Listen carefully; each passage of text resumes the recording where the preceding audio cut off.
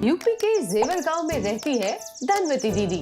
वो सिर्फ पैसे से ही धनवती नहीं है, पर दिमाग से भी है। पढ़ी लिखी, शहर घूमी हुई, हिसाब किताब की बिल्कुल पक्की। गांव में किसी को भी कोई दिक्कत हो तो सीधा धनवती दीदी के घर का दरवाजा खटखटाते हैं। पर दीदी के साथ फ्री में मिलती है सलाह देने वाली। स्कूल की छुट्टी के बाद दीदी की पूछ 11 साल की बातूनी बेला।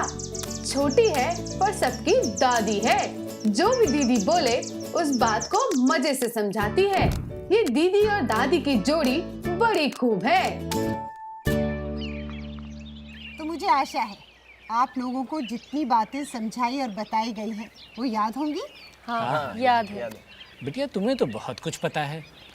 मुझे ये बताओ, ये जो निवेश करने के लिए क्या हमें कुछ और बातों को जानना भी आवश्यक है? जी काका, हमें समझदारी से निवेश करना चाहिए। जैसे हमें सूझबूझ से निवेश करना चाहिए और निवेश करने से पहले कुछ बातों का ध्यान रखना चाहिए। जैसे पहला, सुरक्षा। सुरक्षित निवेश करें और जोखिम भरे निवेश से दूर रहें। दूसरा है तरलता। कम या ज़्यादा समय के लिए निवेश करने से पहले हम ये सोचें कि ज़रूरत पड़ने पर कितनी जल्दी निवेश को तोड़ने की ज़रूरत पड़ सकती है। और तीसरा है लाभ, यानी मुनाफा। लाभ के बारे में सोचना तो बहुत ज़रूरी है और हम सब लोग इसी कारण परेशान भी हैं। बहुत तरह की निवेश की हमें जानकारी भी मिली, पर सच कहूँ दीदी, अपनी खून पसीने की कमाई को हम कहाँ रखें, बस यही समझ में नहीं आता। और पैसे को घर में रखने में तो डर लगता है। आपके और आपके परिवार की परेशानी को समझने के लिए मैं आपसे ये पूछती हूँ कि जो आपकी कमाई है उसे आप सुरक्षित कहाँ रख सकते हैं? हम बैंक में रखने के बारे में सोचते हैं, और क्या। और हम या तो गहने खरीद लेते हैं या फिर पशु। बिल्कुल सही कहा तुमने। आज मैं आपको अलग अलग तरह के निवेशों के बारे में बताऊंगी। तो बेला, अब तुम्हारी बारी। और बेला की है पूरी तैयारी।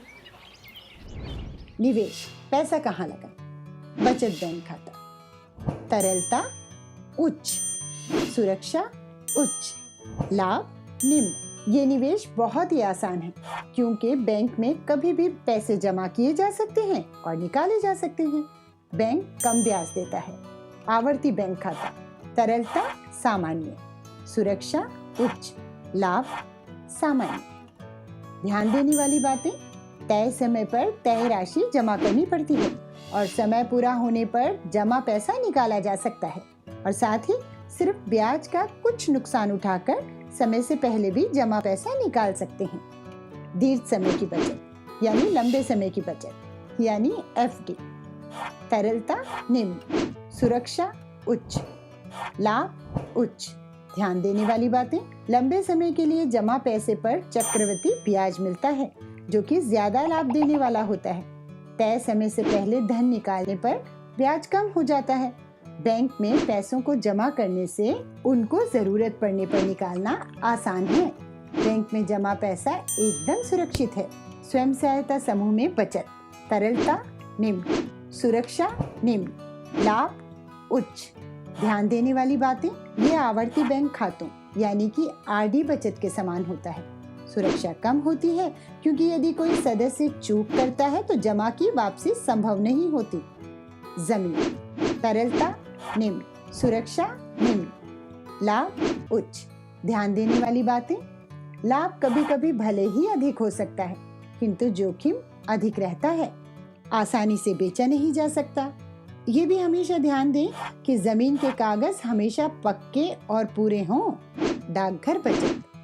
तरलता उच्च, सुरक्षा उच्च, लाभ सामान्य। बैंक की तुलना में डाकघर की योजनाओं के लाभ ज्यादा होते हैं। सोना और चांदी। तरलता निम्न, सुरक्षा निम्न, लाभ उच्च। आसानी से बेचा जा सकता है, इसमें लाभ अधिक होता है। लेकिन यदि गहने आदि बना लिए जाएं तो एक तरफ जहां इनकी कीमत में गिरावट होने लगती है तो दूसरी तरफ गहने बनाने में जो पैसे खर्च हुए उसका नुकसान भी उठाना पड़ता है। खरीदने से पहले गुणवत्ता जांचें और उसका बीमा करवाएं। मकान। तरलता निम्न, सुरक्षा उच्च, लाभ सामान्य। ध्यान देने योग्य बातें, किसी आवासीय भवन का मूल्य उस भूमि के मूल्य पर निर्भर करता है जिस जमीन पर उसका निर्माण हुआ है।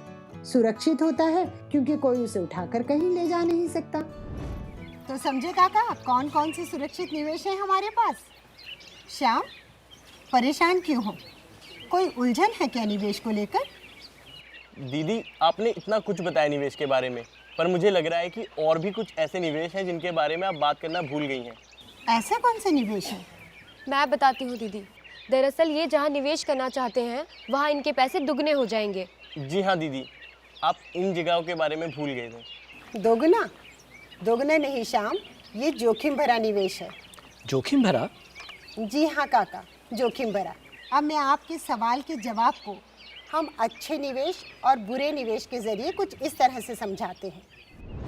निवेश जुआ, लॉटरी, पॉन्जी योजनाओं या फिर चिट फंड में आप निवेश करेंगे या पैसे लगाएंगे तो इसमें आपको पैसों को दुगना होने के बारे में बताया जाता है, पर असलियत में इन सब में पैसा लगाने से पैसा वापसी की कोई उम्मीद नहीं रहती और ये सब एक तरह से खराब निवेश है। इन जगहों में निवेश करने से हमें बचना चाहिए क्योंकि इन योजनाओं में ज्यादा ब्याज की पेशकश की जाती है, लेकिन कई बार लोग इनमें अपनी गाढ़ी कमाई गंवा बैठते हैं। तो समझे श्याम, हमेशा निवेश करते समय समझदारी अपनाएं और अपने पैसों को दोगुना होने वाली योजनाओं से बचाएं। जी दीदी, समझ गया और आज के बाद इस बात का हमेशा ख्याल भी रखूंगा। कभी ना करना निवेश को लेकर कोई भी भूल। जुआ, लॉटरी और चिट फंड से रहना हमेशा कोसों दूर। बेला, तुम इतनी समझदारी वाली बातें कहाँ कहाँ से लेकर आती हो? अरे तुम भूल गई क्या? इसका नाम ही है बातूनी बेला। अच्छा, आप सबने अच्छे निवेश के बारे में इतनी बातें की। अब कोई मुझे बता सकता है कि अच्छे निवेश को लड़कियों की पढ़ाई के साथ कैसे जोड़ा जा सकता है?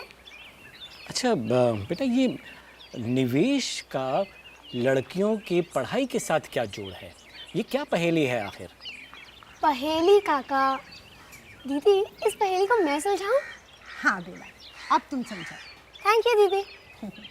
उदाहरण के लिए मान लेते हैं काका ने नियमित बचत करके बेटी को पढ़ाया लिखाया। आज वह पुलिस की बड़ी अफसर बन गई है और हमारे गांव की शान है शान। अकेले ही काका काकी का ध्यान रखती है और समाज में भी नाम है बिटिया का। तो समझे आप सब, लड़कियों की पढ़ाई को जरूरी समझे और लड़कों के साथ साथ उनकी भविष्य की पढ़ाई के लिए भी निवेश करें। यह एक अच्छा निवेश है। और हाँ, सरकार ने तो लड़कियों के लिए सुकन्या समृद्धि योजना भी बनाई है। सुकन्या समृद्धि योजना? दीदी, इसके बारे में भी हमें थोड़ा बताएं। अगर आपकी बेटी की आयु 10 वर्ष या इससे कम है तो आप किसी भी डाकघर या बैंक में जाकर इस योजना का लाभ ले सकते हैं। प्रति वर्ष 1,000 रुपये कम से कम और ज़्यादा से ज़्यादा 1,50,000 रुपये जमा करवा सकते हैं। इस पे सरकार आपको अच्छा खासा ब्याज देती है और आपकी बेटी जब 21 वर्ष की हो जाए तो सरकार ये पैसा आपको ब्याज समेत वापस कर देती है, जिससे आप अपनी बेटी की पढ़ाई अच्छी तरीके से कर सकते हैं। चलो दीदी, हम कल ही अपनी बिटिया के लिए इस योजना का लाभ उठाएंगे। हाँ, ये तो बहुत अच्छी बात बताई आपने, पर मेरा एक सवाल था। ये जो हम कर्ज लेते हैं, क्या इसके ब्याज की गणना भी अलग प्रकार से होती है? जी हाँ काका, इसको समझने के लिए, ब्याज गणना के तरीके समझने के लिए मैं आपको एक कहानी समझाती हूँ।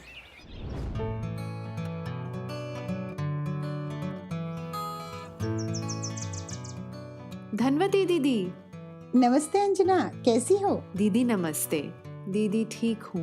अंजना दीदी, आप कुछ परेशान लग रहे हो। सब ठीक है ना अंजना?